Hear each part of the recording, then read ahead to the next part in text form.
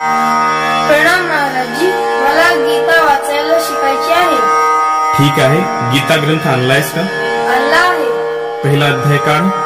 काढला. मी ज्या पदांचं उच्चारण करत आहे त्या पदांचं 3 वेळा उच्चारण माझ्या मागे करायचं. करत असताना ह्रस्व आणि दीर्घाकडे लक्ष द्यायचं आहे. हो, ठीक आहे. ओम श्री परमात्मने नमः. ओम श्री परमात्मने नमः.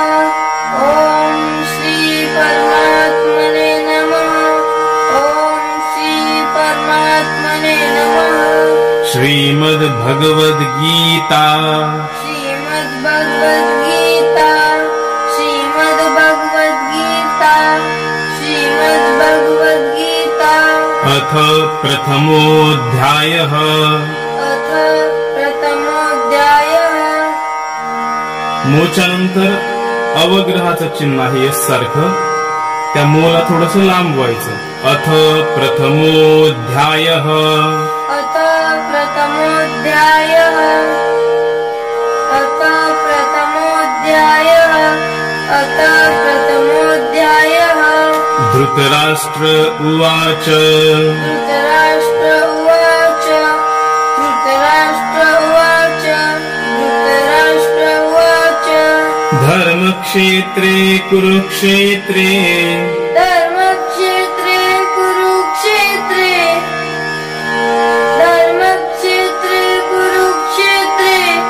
धर्मक्षेत्रे कुरुक्षेत्रे. समवेतायुत्सवः.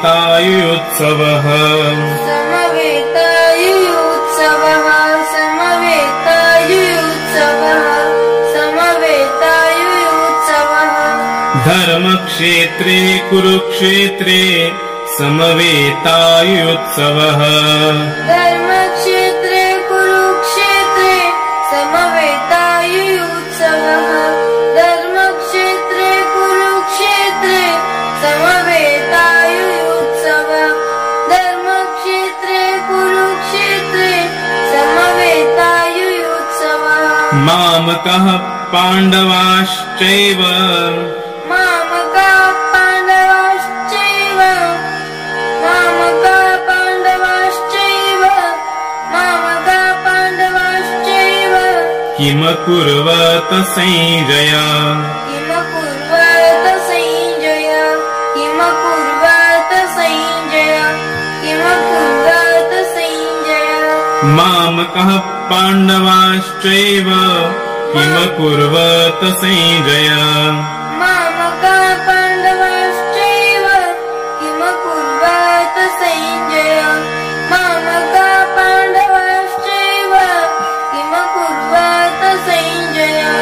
मामकाः पाण्डवाश्चैव. किमकुर्वत संजय. आता आपण पूर्ण श्लोकाचं उच्चारण करूया. धर्मक्षेत्रे कुरुक्षेत्रे समवेतायुत्सवः. मामकः पाण्डवाश्चैव किमकुर्वत संजय. धर्मक्षेत्रे कुरु